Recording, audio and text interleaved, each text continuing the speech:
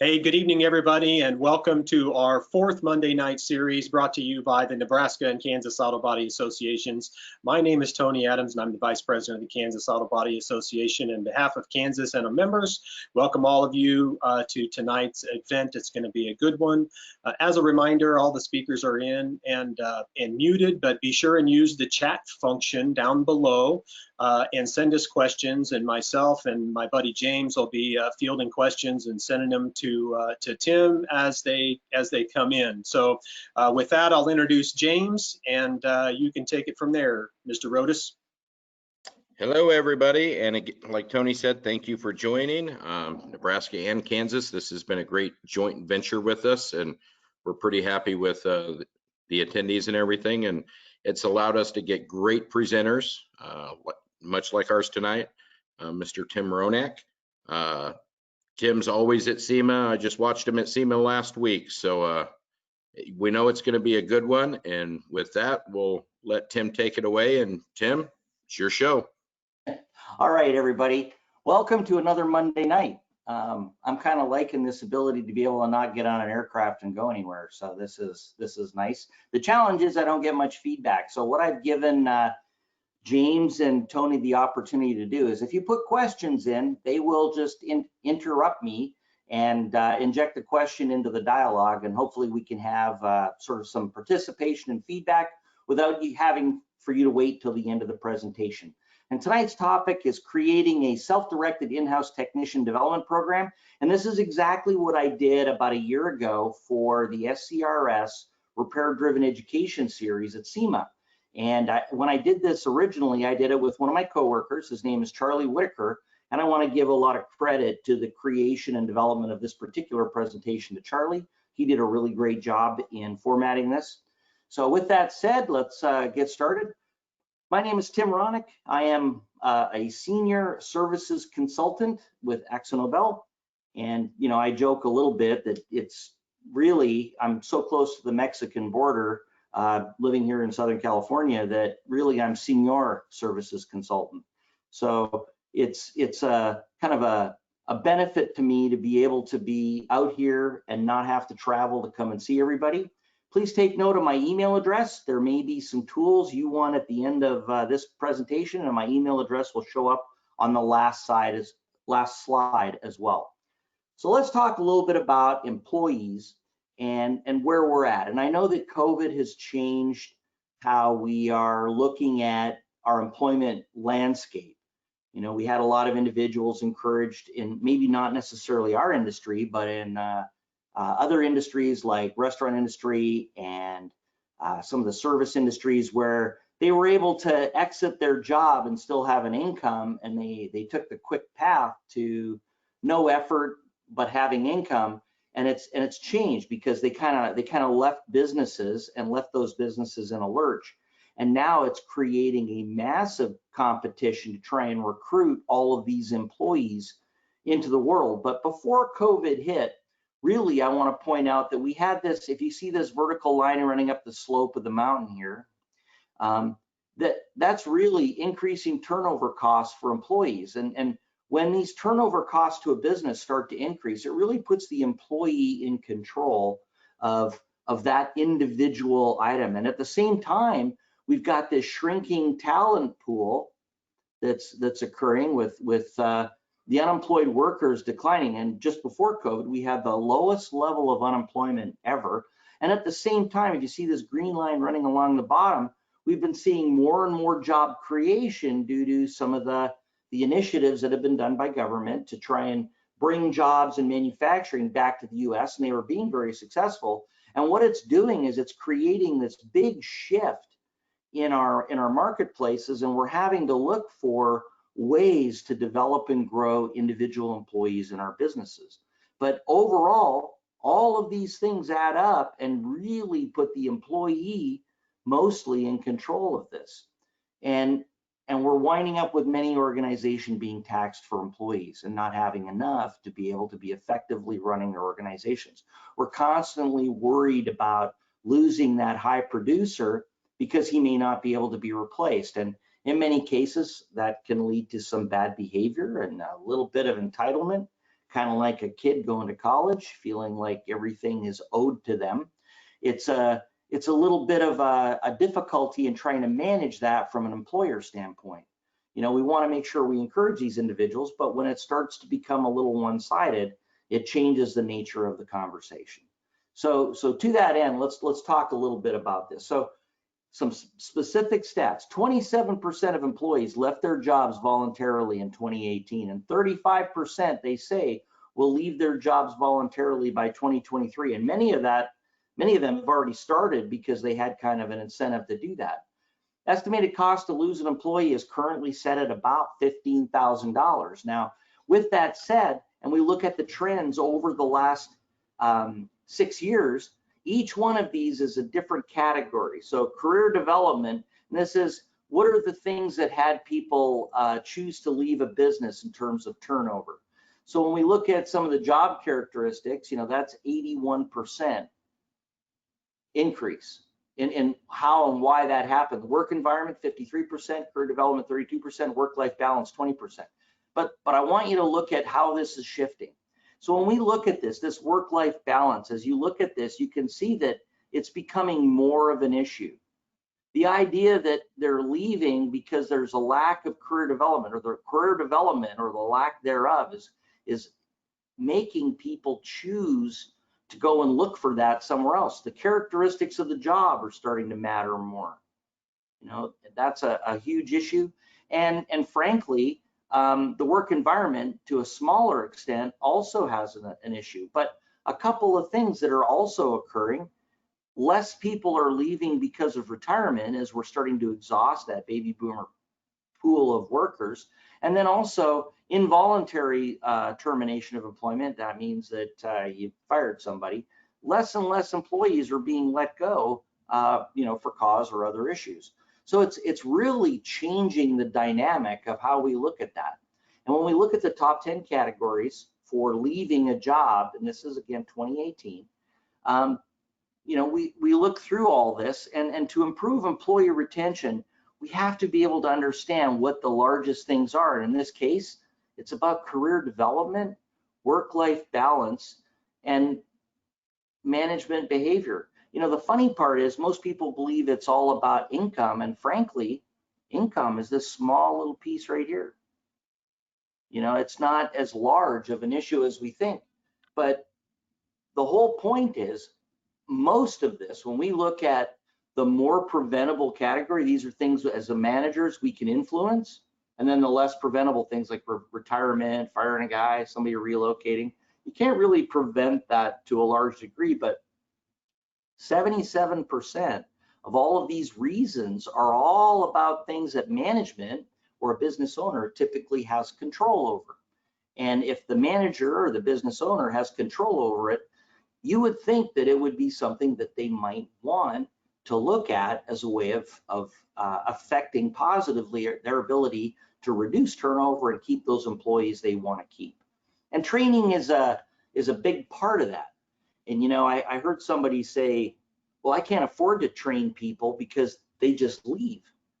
And you know, the rebuttal that I've heard almost every consultant ever say is, well, what if you don't train them and they choose to stay? It's kind of a scary opportunity for you, that if you don't train people, they choose to stay, and you could wind up with a bunch of people that aren't in a position to be able to service the cars that you're currently choosing to work on. So employee development and coaching. Let's excuse me, and I apologize. I kind of just got over COVID, and I still have a little bit of an involuntary cough that comes up. I've got some water here, and I'll take a break every once in a while. Is there any comments or questions coming in yet, Tony and James? Nothing yet, buddy. Nothing yet. Okay, all right, I'll keep going. So when you go through and you're effective, some of the return that we can expect on that is typically up to 250% higher productivity, which is a great number. There are some that don't like the idea of measuring productivity. And you know, it's the conversation between hourly versus flat rate, and how can you get a quality job in a flat rate environment. And there are individual organizations that do choose different models. Some opt for an hourly model and some opt for a flat rate model. It's up to you how your standards are set for the work that you're going to choose to do. But by and large, if you train and develop your employees, typically you can see from an output standpoint about a 250% increase. Your retention is typically higher, and they say, according to Cronus, it's about 25% higher, and the ROI for companies is usually 7 times the initial investment of that training. So, I've not been one to want to create a ROI for training. And the reason I don't is because typically that training dollar these days in our industry, it's not a one-time expense. When we're looking at something that's an ROI, we look at that, and at times that ROI, or that investment of capital dollars, we believe that's just one expenditure, and then that expenditure winds up being a single amount of money that's put out, and you're going to wait to get a return on that. But the very next year, you got to put that money out again, and then again for each new model year that comes out. I believe it's moving from looking at it as a return on investment to a long-term capital expense that's really becoming a direct cost of repair. And it needs to be factored into what you're going to be billing out your labor at. But that's just my opinion at this point. So when you want to be the employer of choice, there's 8 core values that we typically have. And rather than going through and itemizing each one of these, the idea is that there's 2 different mindsets. There's an employee mindset and there's an employer mindset. And when you look at these 2 different perspectives, it's important to understand that there's a dichotomy. What the employer looks at typically can be somewhat different than what the employee is looking at. So when we're looking at flexible deployment, for example, an employee mindset is willingness to work in a variety of organizational role and settings. And then the employer mindset, in order to have that flexible deployment, looks at it from a different perspective. And this is encouraging employees to work in other organizational roles. So the tactical view of the employee physically working in that has to be a little different than the strategic view of what the employer has. And each one of these, the customer focus mindset of the employee is serve the customer before your manager. And then the employer mindset is provide information, skills, and incentives to focus externally. So, looking at these core values of flexible deployment, customer focus, performance focus, project-based work, human spirit and work, commitment, learning and development, and open information kind of gives you a continuum between the employee and the employer in how to create an environment that's going to work and fit for both of these 2 different mindsets. Now, when it comes to employees, there's 3 areas that we look at in terms of creating all of this interaction and this engagement with the employee. So we've got recruiting is one significant area that we can look at with employees. Growing and development is another. And then, of course, retaining that employee and being able to engage and grow with that employee is also very valuable. Now, for our purposes of conversation today, I'm not going to talk about recruiting, and we're not going to talk about retaining to a large extent. We're really going to talk about this growing and development and how can we create this in-house technician development program. So this is going to be our focus for the balance of our conversation today. So when we talk about this, being able to have career path, skills, and then how do you compensate in a rewarding fashion for those things? And we'll talk at length about each of these. So let's talk a little bit about career paths. And to quote Stephen Covey, if you're going to have a career path, that implies you have a destination. And whatever that destination is, or an outcome that you want that individual to be able to perform for you. So Stephen Covey comes up with this idea in the 7 Habits of Highly Successful People, and it's begin with the end in mind. And it's very interesting to understand that if you want a technician to be able to be a team leader, then as you're growing and developing as a technician, You need to have the end result of what does a team leader need to be able to do as your end goal. And then building backwards from that end goal, create all the skills and mindset that you need in that employee to be able to get to that point. So with that in mind, in a facility, we may say, look, the top position is the general manager, and under that position is a production manager, under that position is a team leader, and under that is a technician. And these all may grow. You may have somebody follow this roadmap or this path that takes them all the way through to being the general manager. That might be the end goal for some employees, and some employees may stop here and always be a production manager, and some may be happy just being a team leader. But the idea is, when you're developing the guidelines for each of these positions, you want to create these guidelines in such a way that you have the ability to be able to have those individuals meet the needs of the next level of skill requirement as they move along. Now, we're talking in a general macro view here, but if we take this and we take it down just one level, well, now all of a sudden we can talk about technicians, and maybe eventually we want these technicians to be the highest skilled technician in our facility.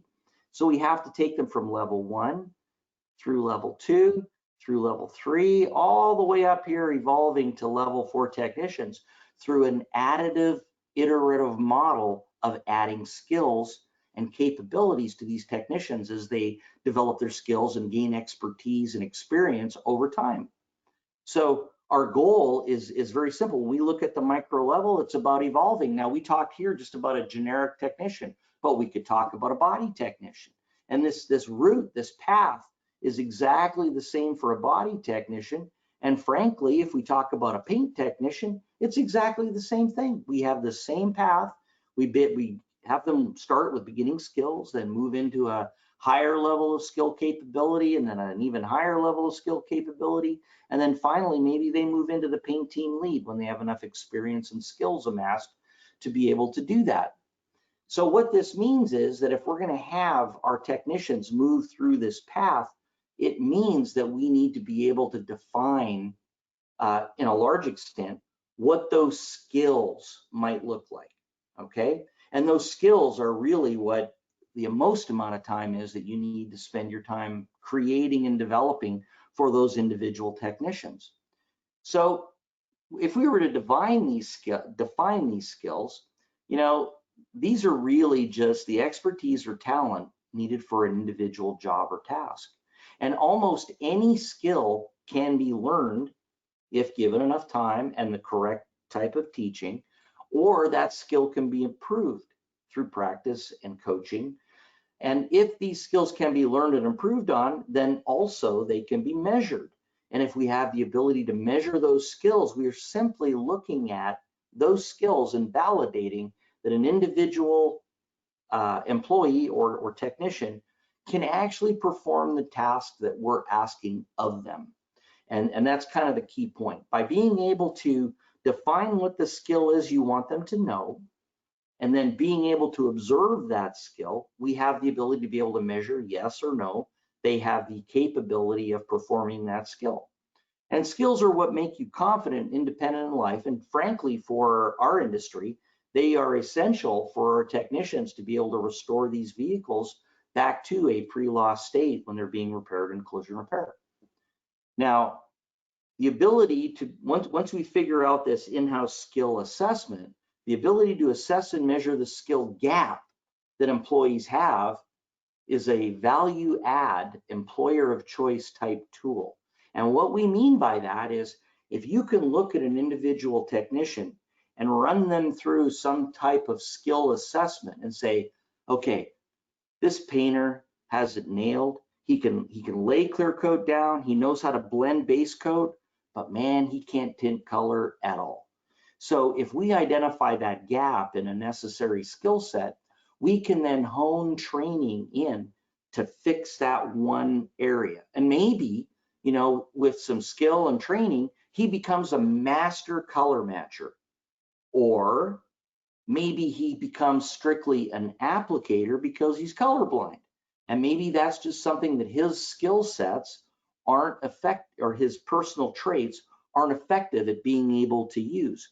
Now there's technology tools that are coming along, like some of the photospectrometers, that could help an individual that may have a skill deficiency or a physical disability that prevents them from being able to do that. But the idea is that we have the ability now to be able to look at individual skills and observe them, and then measure a gap in that skill set to be able to determine if we need to improve in a specific area or all of the skills together. Now, what that means is that if we're going to be able to observe and measure these skills, we have to be able to identify all of the skills that are needed to align with a specific job or a specific task that we want them to do. If we can't identify all the skills that we need to be able to perform that task, then it's very difficult for us to be able to assess whether they're missing any, because we don't have a comprehensive list of what all those skills are that we want them to be able to do. So identification of proper resources as to the how or where one can find information in our training to improve upon that particular skill presupposes we've identified all the skills that we want our technicians to have.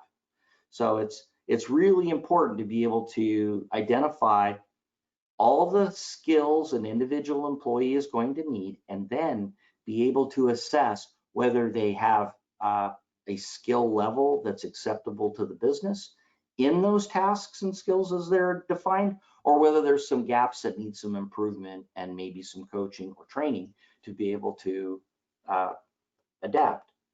So the way this works when we talk about identification of skills is for you to go through and build a listing for your individual business of what it means and what it is that you're going to be able to create for these skills, okay?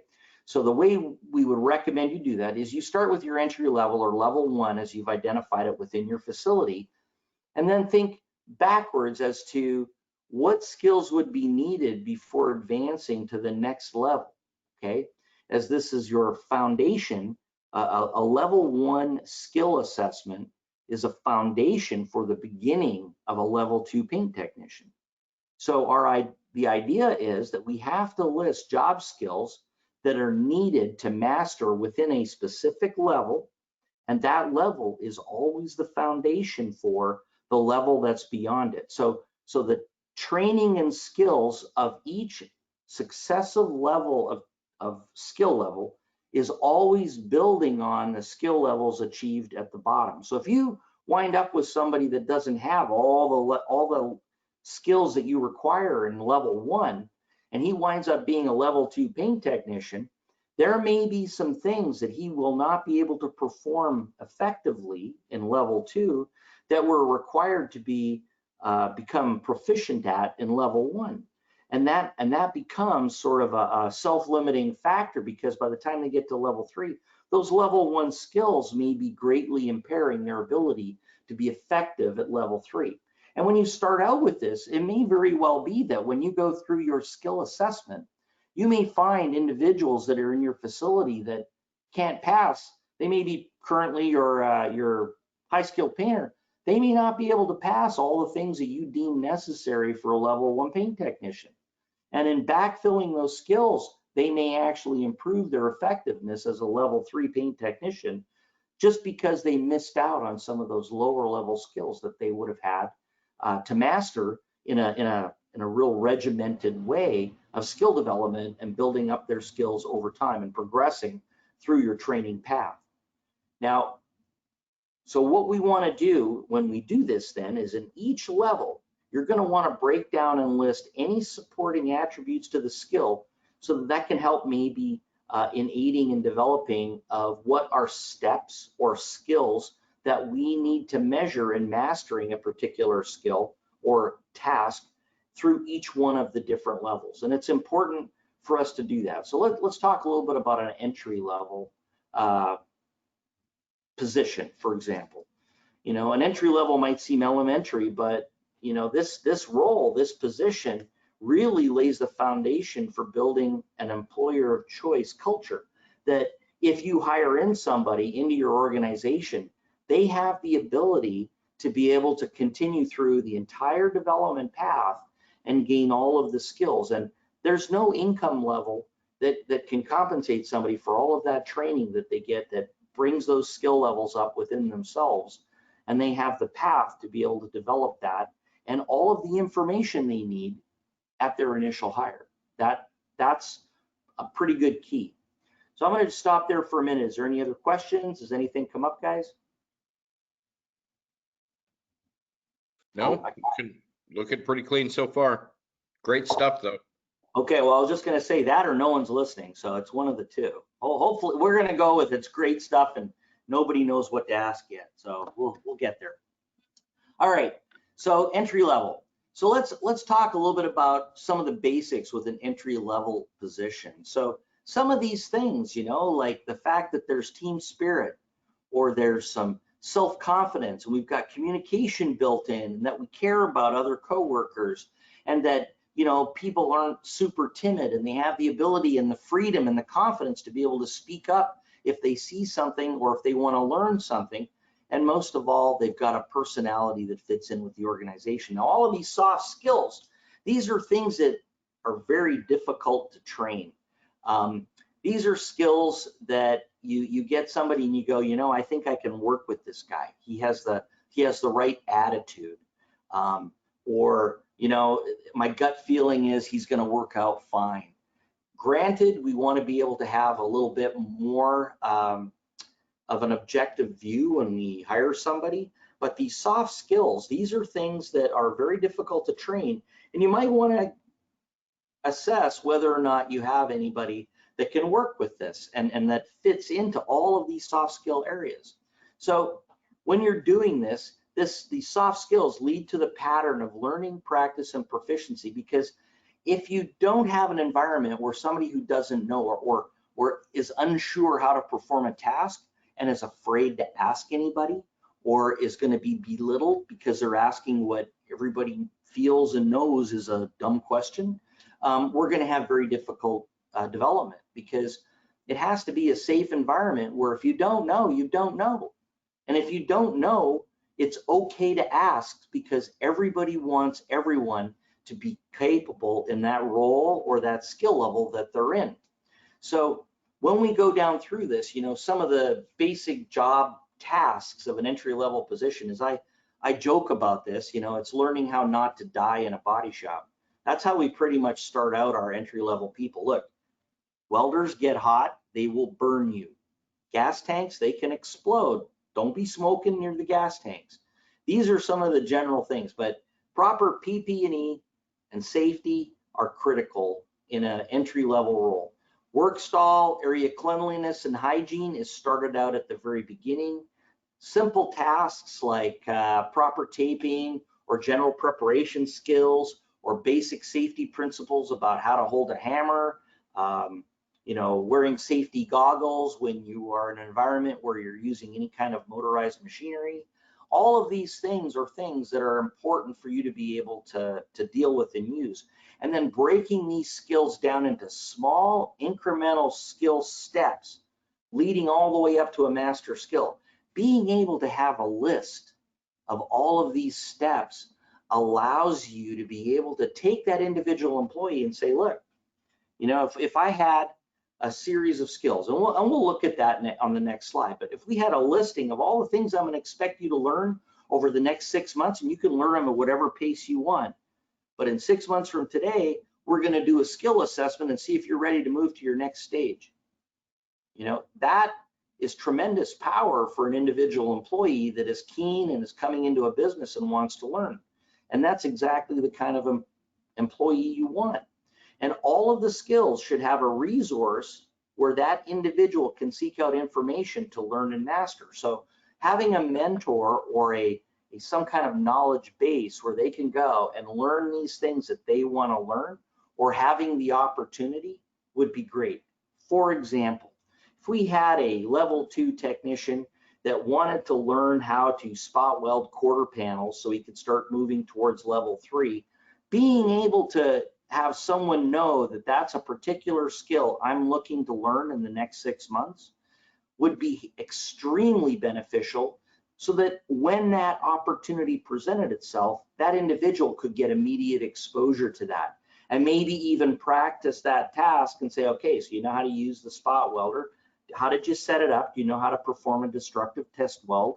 And here, perform the destructive test weld. I want you to calibrate the welder this time. He can now say, I've done all of this.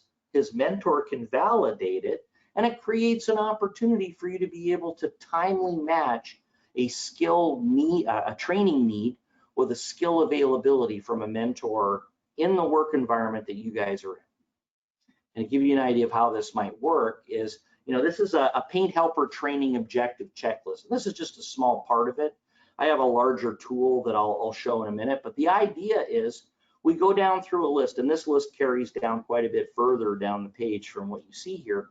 But these are the things that when we hire somebody into this particular facility, these are the things we want them to know. We want them to know who's the GM, who are the customer service managers and the customer service representatives, who are the body techs and helpers by name. Have they been introduced to everybody? Do we know where quality control is and where that's going to work? Do we know where the parts and production department is and who's in charge of parts and who's in charge of production? Do we have the, I apologize for the spelling there. Do we have the proper PP&E equipment to use? SDS, the MSDS sheets, access and knowledge, and hazardous waste protocols.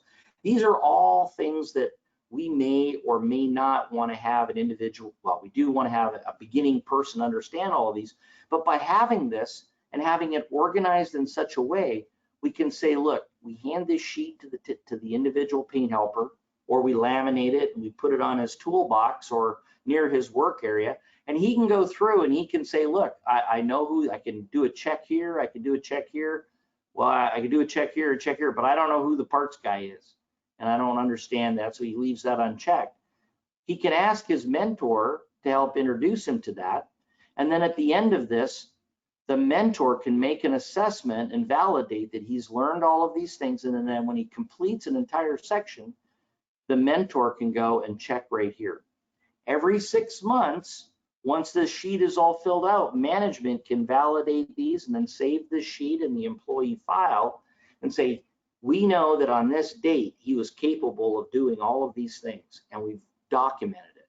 Before he goes on to level 2, he has to validate that he understands completely all of the level 1 skills that we're requesting of that individual. This is probably one of the better organized systems that I've seen to do this, but the intention is that this is done by a shop in shop.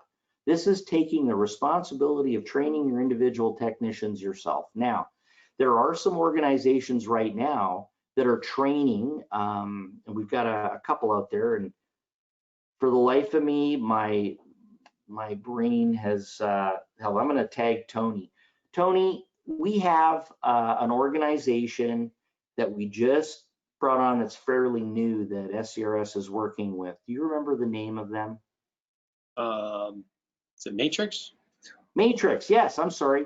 Perfect. So Matrix right now has taken a position that they're going to train individuals so that they can perform not every task of a body technician, rather they're going to focus their training to make them productive as a new employee in a facility immediately. Basically, looking at maybe a level 1 skill assessment list so that they roll into a shop already capable of doing a lot of these things. You would be able to validate that and put that individual to work right away. So some of the external training organizations are embracing this kind of idea and process by having staged training rather than somebody going to school for 3 or 6 months, learning everything that they need to do, but not really being able to practice any of it.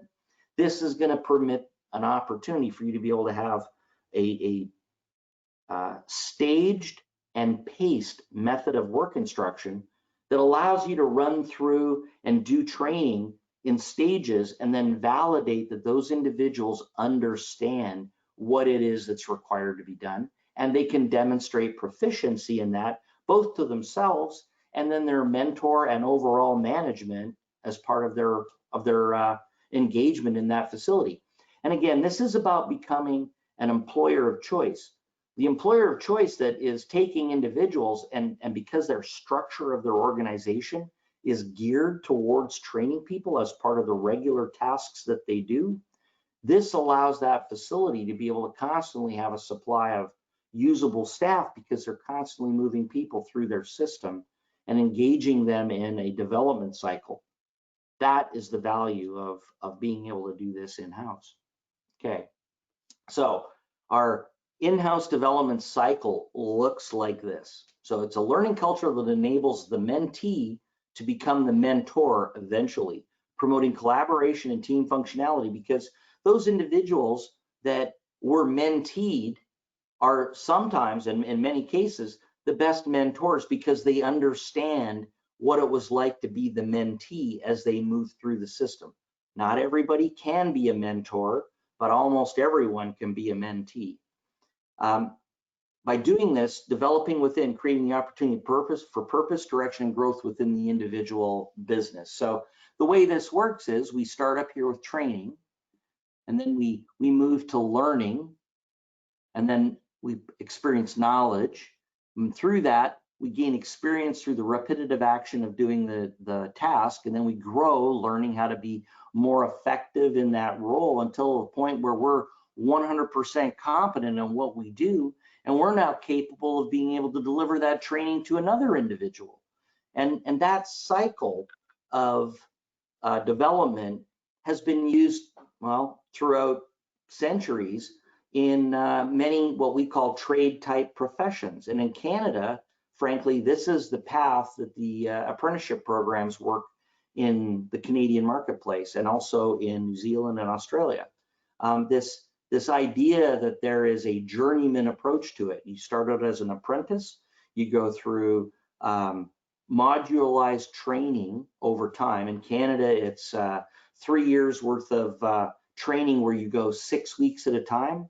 And each 6-week interval of training is then met with the balance of 1 year's worth of work on site. And then they move to the second year apprentice. And after 3 years of being an apprentice, and it's changed, it used to be 4 years, now it's 3 years. After 3 years of apprenticeship training, they become skilled in the task of performing the function of a body technician.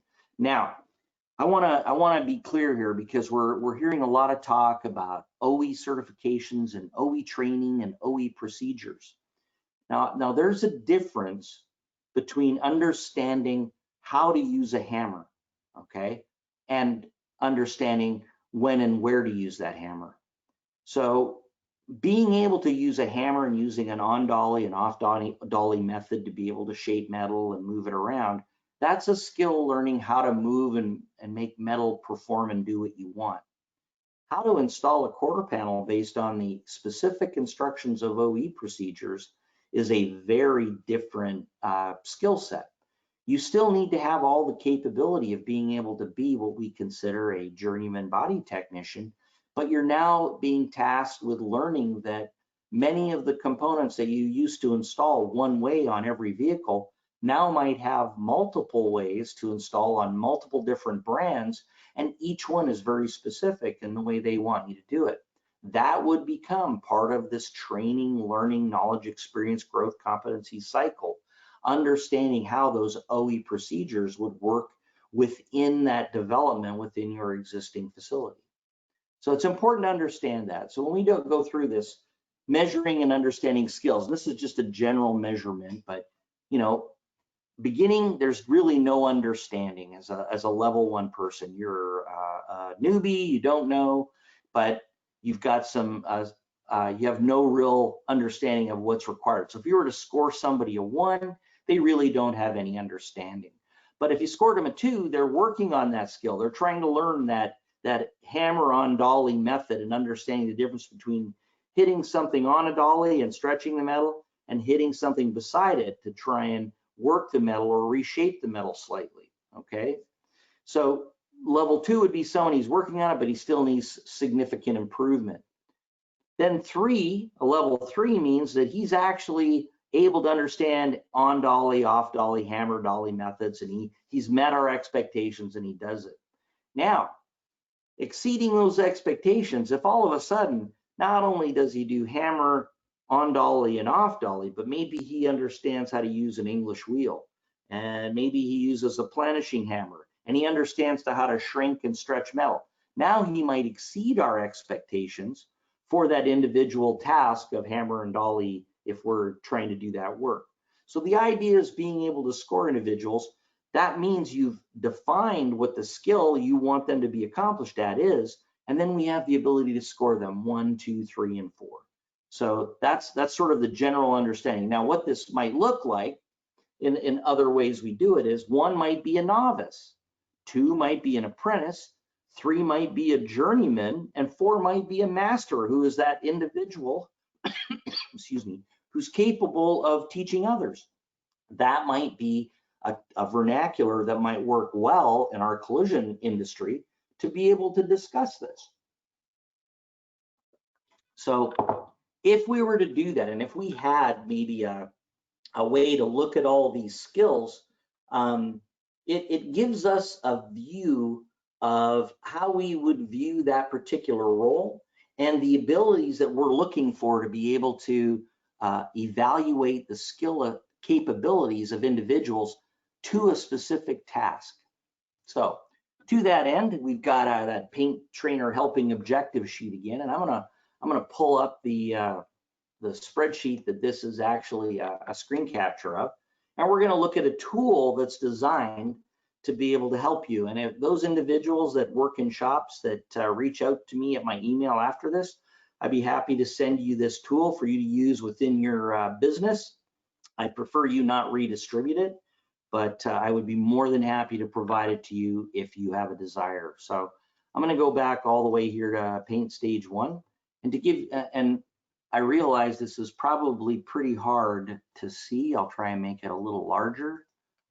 Okay, so we've got a form here, and this is intended to be the stage 1 sheet. And ideally what you would do is you would print this out for an individual, and you would say, okay, you're the mentee, you put their name in this cell here, you put the mentor's name in here, the hire date, when you started this first stage, and we leave this blank. The stage completion date would be left blank until they actually completed it. We would then go through and instruct the individual, look, you're going to work with your mentor, and you have to be able to go through and be able to name the general manager, you know, who are all the customer service managers and or the CSRs, body techs, helpers, you know, at least understand who they are and try to be able to identify who's a body tech and who's a helper, and going through and understanding this list. But some of the other things we want is maybe how to tape edges, or how to tape jambs, or how to tape moldings and trim. God forbid you do that, but maybe you choose to do that. How to tape for blending, and how to use masking paper, how to use that big machine and how to reload it with a roll of masking tape. And then maybe even how to R&I miscellaneous parts for painting. There may be some basic skills you want them to be able to do. Now understand, this is just basic guidelines for an individual employee. Now when it comes to things like key controls and you know, do you have a parking lot plan, and where do you put specific vehicles?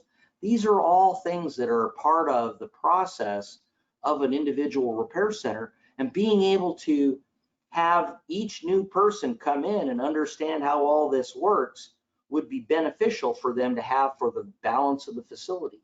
So as an example, you know, if you don't have a methodology for controlling keys in your shop, I'd be shocked if most of you don't, but sometimes we found that people just didn't understand the value of having something called a parking lot map, and being able to have specific vehicles and or a lot plan, as we call it, have specific vehicles located in specific areas of a parking lot in different stages of production. You know, having all the total losses way off in one area, having all the incoming new work for repair planning in one specific area, all the cars that body are complete with and are waiting to get into paint, the paint staging area, all in one place, all the vehicles that have insurance approvals waiting are all stored in one specific area. So being able to know what stage a vehicle's in allows you to have a pretty good understanding of where to go find that vehicle. And having an individual who's new come in and understand the value of all of this helps them understand exactly how that process works for them. So when we went through and we looked at stage 1, we then have stage 2. And now stage 2 builds on all of the skills that we had in the first one. So when an individual went through and the mentor said that he had all of these assessments all complete for this stage, and he's gone through and he's done that for each of the stages all the way down, so that he's all done all of these different stages, well then once we have that all done, we can then go at the management validation date. And I was talking earlier to James and to Tony that having a 3-month or a 6-month anniversary date where you'll review any of these training checklists to see whether or not an individual has earned the ability to move on to his next stage of training, which also in many cases has a small adjustment in compensation, because the more the individual is capable of doing for you, the more value they have. So here's an example of a stage 2. Now all of a sudden we've got the mixing primers, maybe spraying primers, maybe sanding primer, prepping some of the new panels for edging, maybe how to prep plastic parts. But we have a little bit more knowledge here, you know, where to find paint codes on vehicles, looking up formulas in the computer. You may want to be able to have them verify color accuracy of the vehicle, either using a photospectrometer or evaluating a spray out and making sure they use a proper sun gun type light or true sunlight, or even a Tommy gun. If you've got one of those, you have the ability to look at the color and verify that a chip actually is going to be what you're going to need on an individual vehicle. But the idea is that it is a continually developing skill set. And then now we move into level 3. We've got keeping a paint room inventory, how to call, you know, in a paint supply order, reviewing work orders, maybe looking for missed P-page operations. And these items that we've got on here are, in my mind, considered a starting point. You know, most individuals may not be the best creators, but everybody is a better critic usually than they are a creator. So creating a template that is something flexible that you can adjust and develop for yourself is kind of the goal of this particular tool. The idea is to give you a great starting point, and then you need to go through and assess, you know, what are the things missing that I really need in my organization with my workflow and my processes that I want people to be able to get out of this particular tool to be able to develop this and use this as a good tool.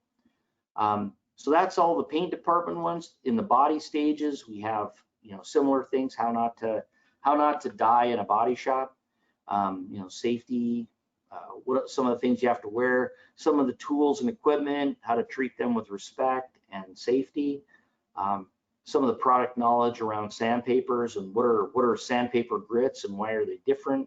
And all of these things are things that are the basic, absolute basic required knowledge that individuals may have to need to be able to be like just a beginning helper bodyman. And then once they go through that process of validating whether they've got the task proficient, it's the same process as before. Mentor goes through and does all this, and then on the anniversary dates, management might do this. Okay, and they go through and sign it, and then they've completed this. And this level 1 body stage 1 complete means they have the ability now to be able to move on to body stage 2. And now all of a sudden we've got them fixing a 2 to 6 hour dent, on dolly and off dolly techniques. Maybe they need to know how to do metal shrinking and stretching techniques. Maybe there's going to be some metal finishing before applying plastic. Maybe we've got to understand and perform a plug weld, a stitch weld, a butt weld, a resistance spot weld. Maybe we have to have them understand how to grind a weld. And this is all in body stage level 2. Body stage level 3 builds on that even further. Now it's about making sure gaps are good, being able to find buckles and dents, and being able to identify those rather than just fixing them when they're pointed out to you. Being able to do larger repairs, 8 to 12 hours, although I don't know that any modern vehicle can justify an 8 to 12 hour repair anymore because of what the OE say about what are structural repair, what are structural panels. But the idea is that it's an increasing level of skill and requirement to go through in this. You know, things like being able to protect the vehicle from sparks, puncture drill holes in panels, maybe test fit prior to welding, how sleeves are used if a sleeve is still required in your process. The idea, again, is simply it's a increasing level of skill capability, being able to prove they understand this before they get to move on and perform even higher task levels. So you may have a car come in and identify this small little bumper job as this is a body stage 1 job. And anybody who's completed body stage 1, which includes anybody who's currently learning to be in learning the skills in body stage 2, that job could be done by those individuals. And it helps now when you're looking to earmark individual incoming work to specific technicians that have different skill sets. So it's a great way to be able to align both the skill that you validated, the skill sets that you validated, with maybe the skill sets required for an individual job. Okay, and then of course body stage 4 becomes even more complicated, being able to replace ABS components, maybe some sensors, maybe they're doing steering and knuckle, or they're replacing rack and pinions. They've got some significant suspension things, frame machine issues, maybe measuring, and I put Shark here. The shop that I was working with had a Shark, but it could also be that they're learning some Spinisi training as well. There's many ways to go about and many ways to measure, and that technology is changing all the time. Some of these touch measuring systems are truly spectacular, and so is the photo measuring, where they've got the ability to look at points and being able to test those points from side to side on suspension components makes it very easy to be able to test to see whether maybe a spindle may be bent or a suspension arm may be bent. So there's several ways that you can look at this as a skill development. And then of course there's some advanced things that we may want them to do. And just as a placeholder, we put in here for diagnostics and calibration, and we feel there's going to be probably a couple of stages for that type of diagnostics and tooling or skill training that we're going to need. So with that said, we've kind of gone through this spreadsheet. Have any questions come up yet, James or Tony? Not that I'm seeing. We got someone's worried that there's going to be a test at the end, so okay, well, I better pay attention because it's getting serious. Yeah, well, we're almost done. I planned on being about an hour, so we're getting close to the end of the hour. I've got a couple more slides, and we'll talk a little bit about compensation. You did have a comment come in that said, great information, thank you. Okay, good. So we've got at least one person engaged. That's awesome news. Well, when you're all done, we'll take a few minutes and let them get questions in, and Tony can sing some Motley Crue or something while we're waiting. So it's all good. We got a plan. Okay, awesome. All right, so I'm going to close this. We'll carry on to the next slide. So when we talk, excuse me, when we talk about this, compensation plans always plays into this. And our challenge is with individuals, how do you compensate them in these different stages? Well, part of it is compensation typically is about how much you value the skills that an individual brings in your organization. And skills are not necessarily just what they're capable of doing, but how willing they are to do it and how effective they are at what they're doing. So one of the things we want to do when we consider these compensation plans is ensure that you've reviewed and approved the task lists per level so that they fit within your unique business model. It's really important that you have this vetted by the individuals that are the most skilled in your organization. And typically that's going to be the 2 or 3 individuals you might have that you want to consider as a mentor. They need to believe that what they're going to be providing for training to these individuals is real. And there's nothing better. Like I said, most people are better critics than they are creators. Giving your mentors an already laid out path of skills to give to a mentee or to ensure that a mentee is capable of doing is a great way to engage them and say, hey, what do you think of this? What's missing? What should we not bother with?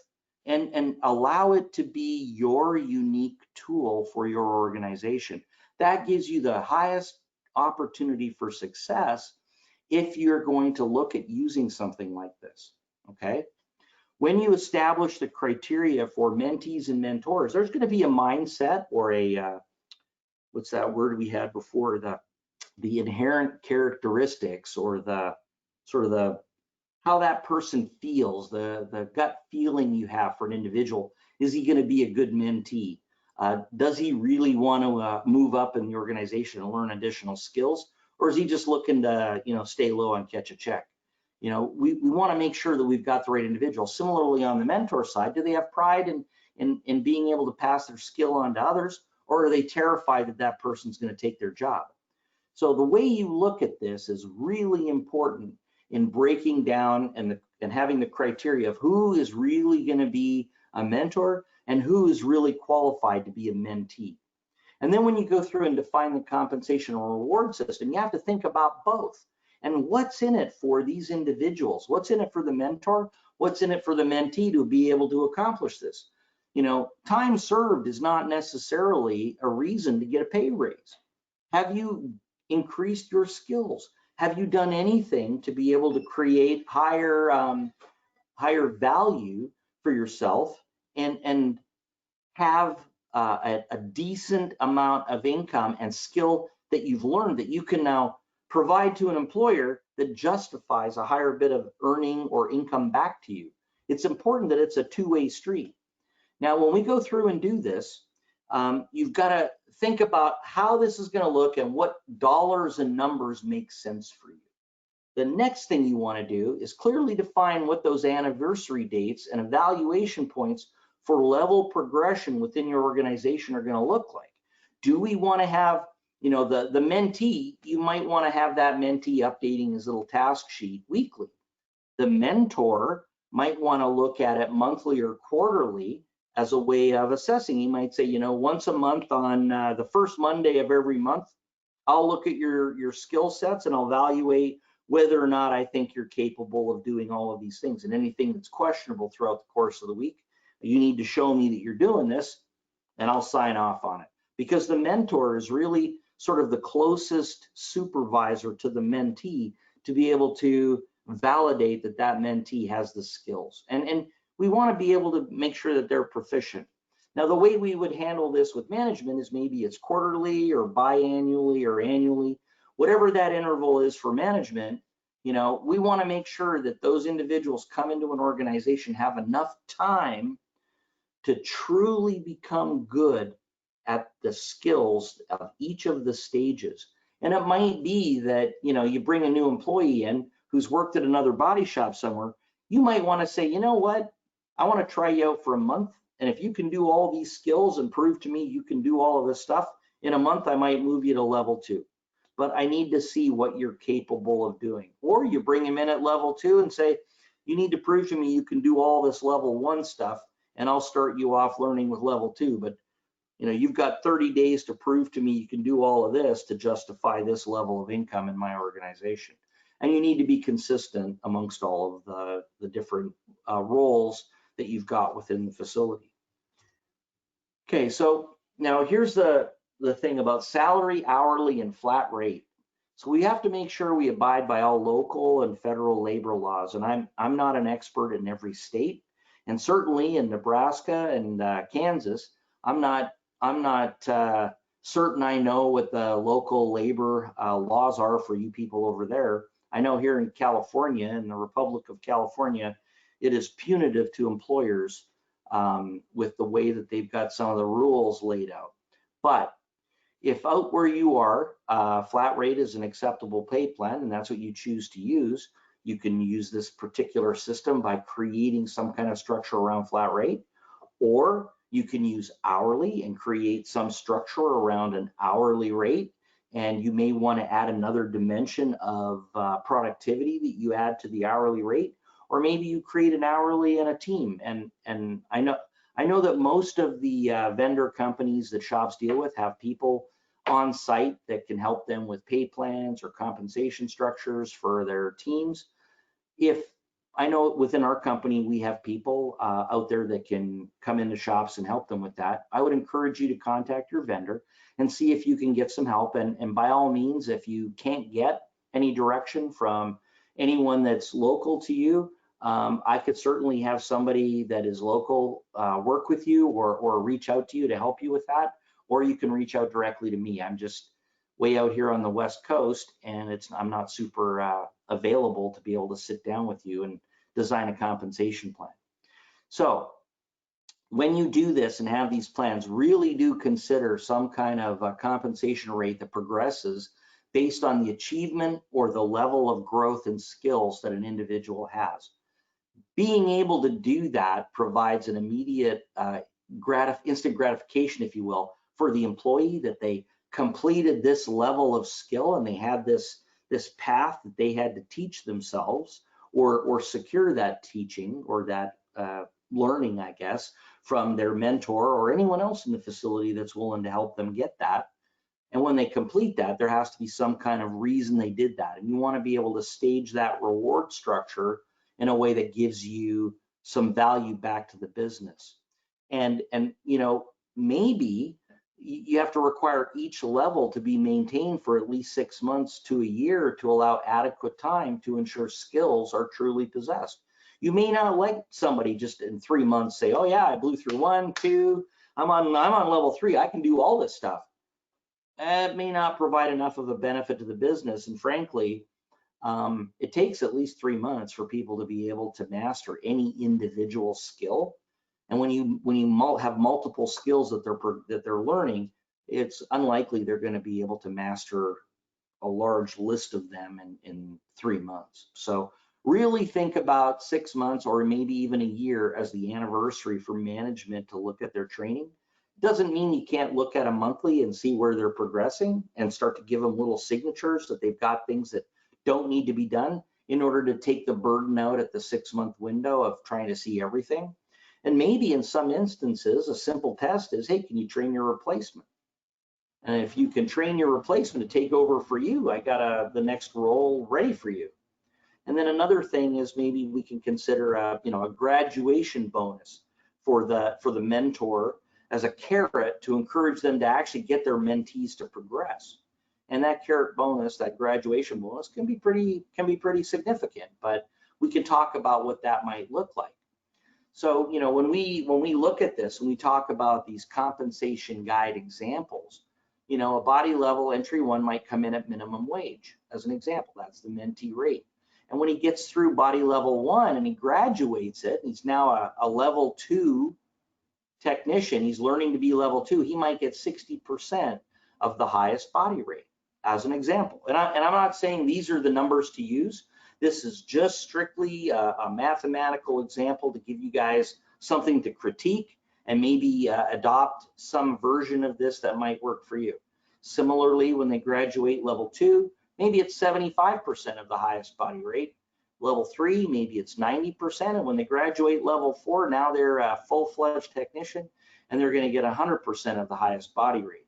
Now, I did say that there was some advanced positions for body and calibration. And frankly, it looks like CIC and ICAR are going to split out ADAS technician as another labor type or another skill set. And it may be that an ADAS technician may be an offshoot and completely separate from the rest of these other skills. But in the meantime, you know, you might have somebody who's like a level 5, who's an advanced body technician, that might get 105% of the highest body rate that you pay for a body technician. And this formula could be applied to the paint rate as well. So the idea is to create some tiered method of compensation that encourages people to be able to move forward. And hopefully, minimum wage is less than 60% of the highest body rate. If it isn't, well, then this falls apart. You gotta think of a different system. And then over here for the mentor, you know, if we're going to have a mentor go through this, the mentor, you know, that system may be that as he has a person graduate from level 1 to level 2, maybe he gets $250 as a bonus for graduating one of his mentees. And then when he graduates them from level 2, he gets $500. And when he graduates them from level 3, he gets $750. And when he gets a body person who can actually graduate at the highest level of level 4 and he passes, maybe it's $1,000. And the reason that the amounts increase is it's a threat perception. So, you know, not many technicians excuse me, are going to be really thrilled at trying to graduate a body technician that's going to be competing with him for work. That's his perception, right? He's going to be another technician who could be competing with him for jobs. So we want to make it lucrative enough that there's a significant enough carrot for that individual to really work hard to graduate that person to the highest level. So this is kind of what this this structure looks like. Now I'm gonna back up a little bit here, and I'm gonna go back to my pay plan, because in this spreadsheet file, just to give everybody an understanding of what we've got in it at the beginning, there is a compensation piece that's located right at the very beginning of the tabs down here at the bottom where it says instructions. And in that, we've got the considerations, you know, have you done it? Have you looked at the stages? Are you gonna use hourly or flat rate? How are you gonna do it? This is where we've got our pay grades and the percentage for maybe for the paint shop. Then we've got a little different breakdown for the body shop. And then we've got differing amounts for the mentor graduation bonuses for each of the different tiers. So the idea is we've tried to provide you with enough of a structure that it can provide enough of the bones of an in-house technician development program that you can actually hit the ground running and have some structure to be able to run and move this through. Now, if you want someone from AkzoNobel to come in and work with you on this, that would be a local request of our team that's local to both Kansas and Nebraska. But if you've got any specific questions that I can handle remotely, I'd be happy to answer any questions. So that kind of wraps up everything that I had to share. Whoops, I went too far. Sorry about that. Let me go back to here and we will pull that back up on the screen. All right. So I've covered all the content of what the presentation is. So I'm going to turn it over to James and to Tony to facilitate questions. And if you wanted to get that tool, please, if you're a body shop, send me an email to timothy.ronak@akzonobel.com. I would be happy to send over the spreadsheet for you to be able to have a starting point for your development program. I'll turn it over to Tony and to James. Thanks, Tim. That was awesome. So I got to say, as a company, we have been struggling with how we're going to promote from within. What's it going to look like? And the question I always get from the tech that is the mentor is, what do I get out of it? So I really like the pay structure, the bonus structure that gives them something for all of their knowledge. And everyone get your questions in so we don't have to hear Tony sing, because I've heard it, it's not good. So please, let's get a couple questions in. Sorry, buddy. And sure, to offer some input there, James. So the compensation structure itself, that's just a sample. You know, you might need to double those numbers. And the idea is just, it's a way to structure it that when people are asking about how to do that, this is what you do. And I'll be honest with you, this process, I'm a Canadian and I apprenticed in the auto body trade up in Canada. This is what we did.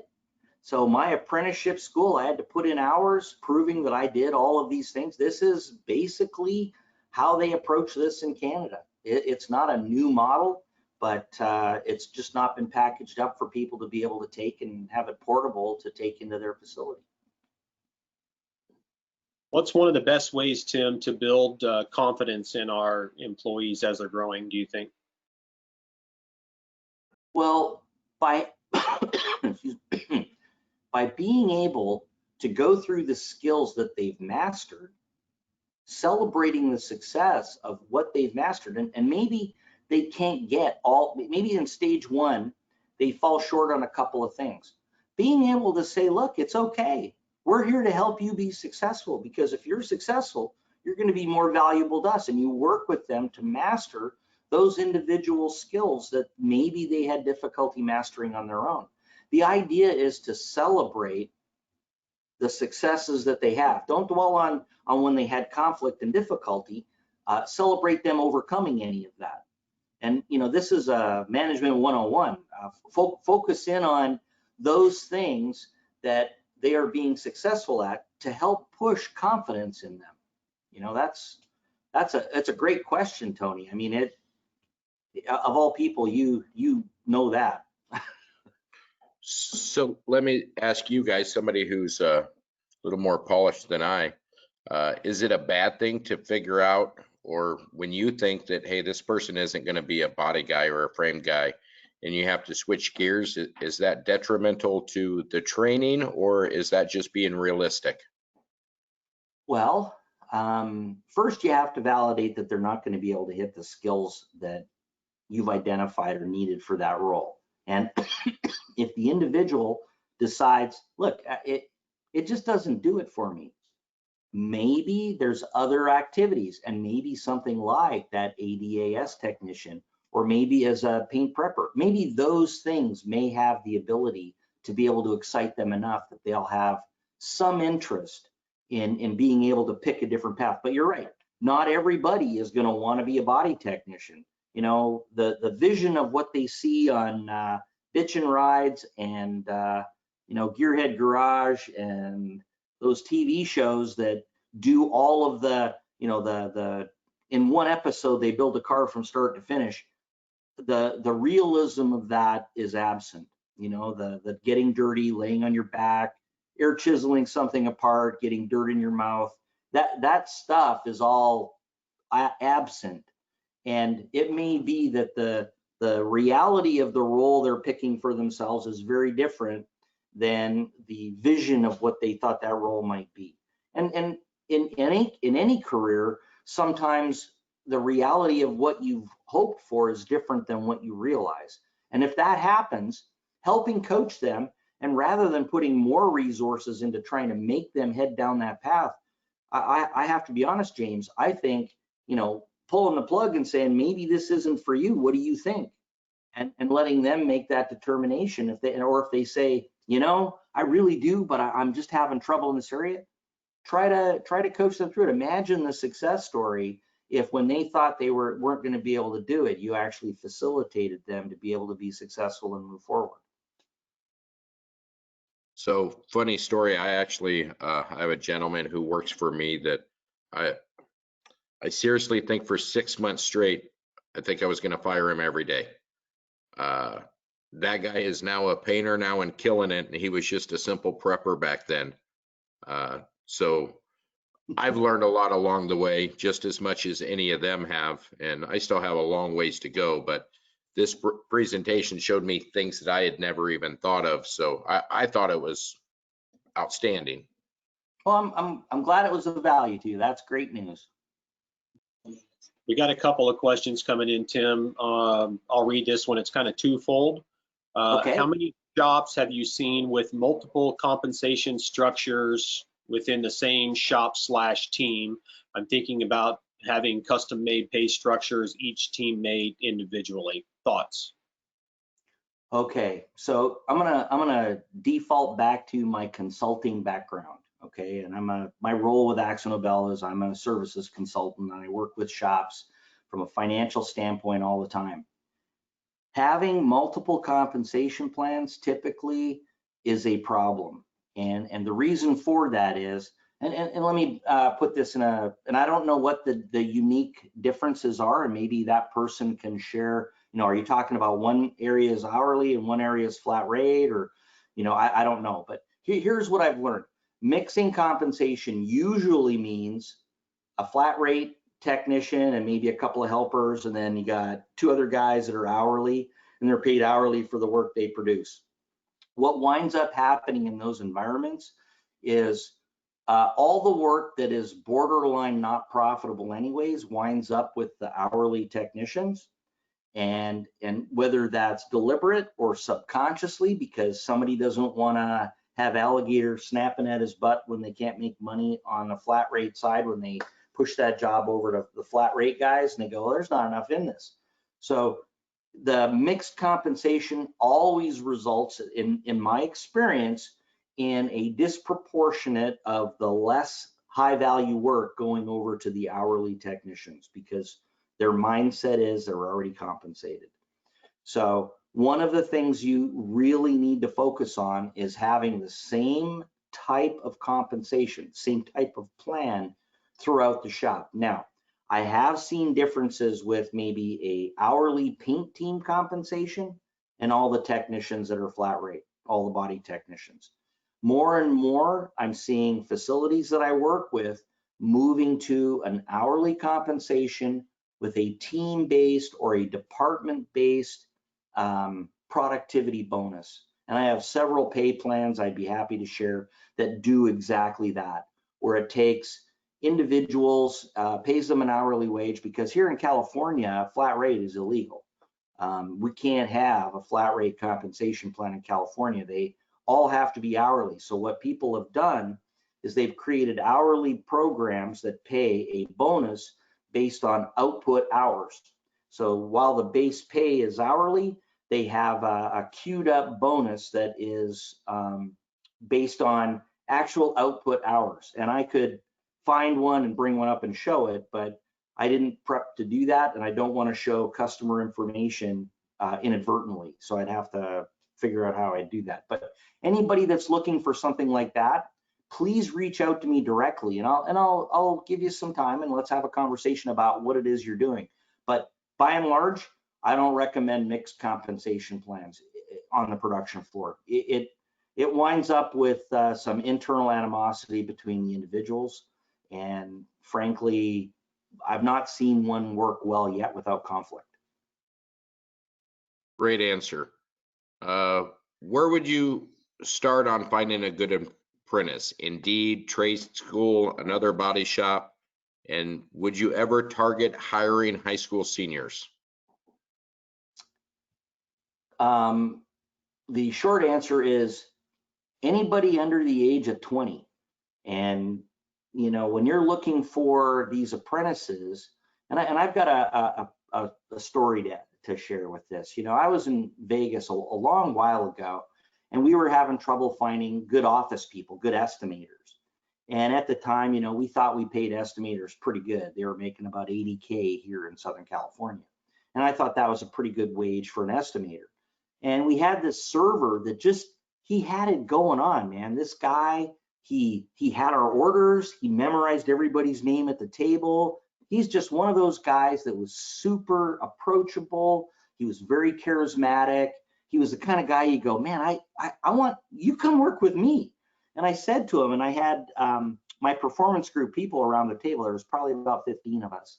And I said to him, I said, so I got to ask you, you know, you're working here in a restaurant and you're a server here. And I go, what if I told you, you know, we could start you at 40K, and within the space of one, maybe at most 2 years, you could be making, you know, 80, maybe even 85K a year. Would an opportunity like that interest you? And he goes, oh man, I could never take a pay cut like that. And I'm like, what? He goes, I work 4 hours a day, and last year I made 120,000. And I was flummoxed. I'm like, oh my God. And so when I started realizing this, finding the skills, you're going to find people that have those skills, but they found little niche opportunities where it's really good. At the very same time, that same guy right now through COVID probably hasn't worked in a year. So it's an interesting dichotomy. What I would say for those individuals that are looking for these apprentices, you're going to want individuals that have an understanding or an aptitude for cars, that have a desire to be physically working on cars, and that's going to be like your local tech and trade schools, your high schools if they have an auto shop program. And if none of you have approached your local high school and worked to offer the local auto shop maybe tours of your facility, or having weekend events, or hosting a student car show, any of those kinds of things, you're wanting to get those people when they come right out of school, the first thing they want to think about is, that guy's pretty approachable and he's an opportunity and maybe I can go work there. And I'm faced with this right now. I've got a 17-year-old son, And we were in an auto shop that happened to put some coil springs in his dropped S10 for us just this past week. And as we were finishing up, the guy says, once you turn 18, you want a part-time job. If you like tinkering on your truck, why don't you come back here? I'll give you a job. So it's where you find these people is going to be how hard are you looking and where are you looking. Personally, high schools, if you're coaching a sporting league, any of these things where you can draw people into the interest of cars is an opportunity. That's how I would look at it. And the list is, to me, anyone under 20. I know Dave Dunn from Masters, he talks about he carries business cards with him that on the back says, you gave exceptional service. If you're ever interested in a job, contact me with his contact info. That to me is one of the smartest things you can do, because good customer service is good customer service. Good work ethic is good work ethic. So that kind of ties in what you said, look everywhere and you'll find some diamonds in the rough. Absolutely. And the funny part is our industry, we train on the job. That's what we do. We've had to, because we've had such a staff shortage. So if we structure that well, use that same approach with the skills to create a junior estimator position, to a second level estimator position, to a master estimator or a repair planner position. Hey, you can apply that structure, that formula to any position in your facility. Great answer. It's amazing how many questions came in when people thought Tony was going to sing. They just started kind of flying in. You're not making me sing. All right. Well, what do you got next? I don't think we got any other questions. James, do you see any? I do not. So get your questions in so we don't have to listen to Tony sing. And make sure you copy down my email address. So if you have any additional questions after the fact, I'll happily answer them. And if you can get I prefer, if you want that spreadsheet, you ask for it soon, like this week, because 3 weeks out, I'll start wondering, okay, who is this guy and why is he asking for this spreadsheet?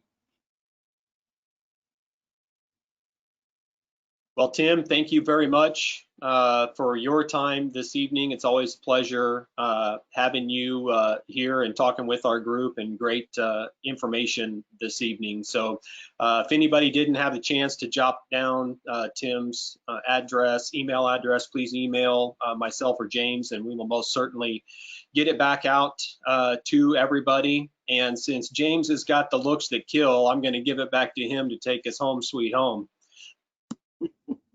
Like what you did there, buddy. That was pretty good, actually.